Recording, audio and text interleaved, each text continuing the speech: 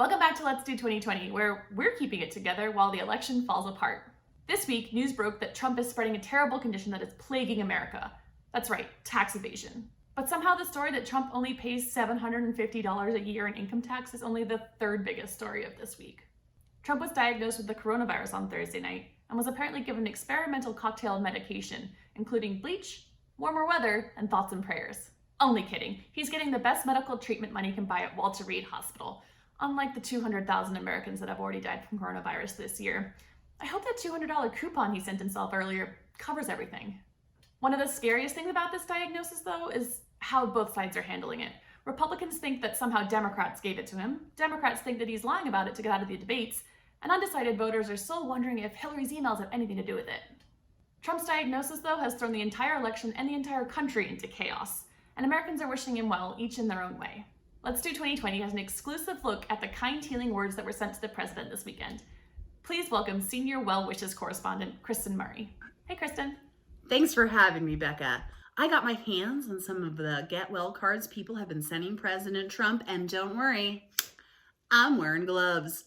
First up, we have a note from Treasury Secretary Steve Mnuchin that says, "Dear Don, hope you bounce back faster than the stock market after the Obama years and are feeling like $1 million again soon." $1 million in Trump money is what, $750?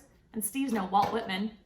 What else do you have? Well, stand back and stand by, Becca, because here's one from Proudest Boy and Senior Advisor to the President, Stephen Miller, that reads, "Get well quick, Mr. President. There's lots of work to do. If you don't get better soon, who will help me demonize the Jews?"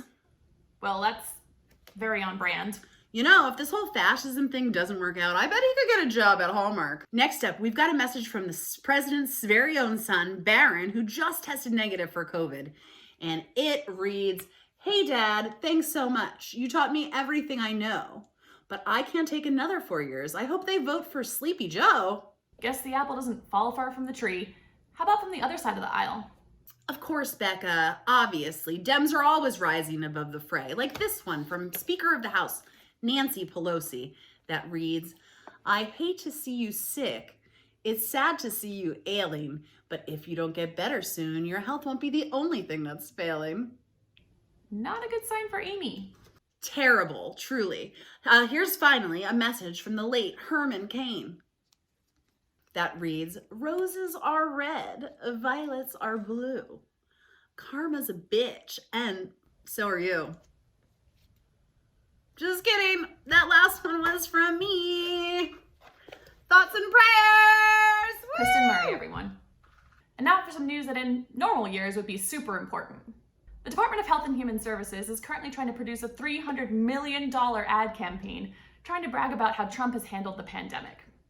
The only problem is, no one wants to be paid almost $250 million to be in it. Even Dennis Quaalude is trying to back out. But the fact that a government department is trying to spend this much money on misleading ads instead of, PPE, proves that we're living through a PR campaign cleverly disguised as the presidency. And finally, in tapes released this week, Melania Trump is heard complaining about her job, everything from the plight of migrant children to saying, quote, "Who gives a fuck about the Christmas stuff?" Which is no surprise, we already knew her heart was 3 sizes too small. Maybe she wants a more important job like solving global warming, which could work as we all know her icy glare takes the warmth out of literally anything.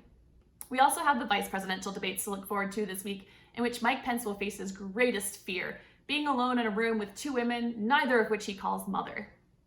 That's all the time we have. I'm going to use that flashy thingy from Men in Black to erase all memories of the first debate. Thanks for watching.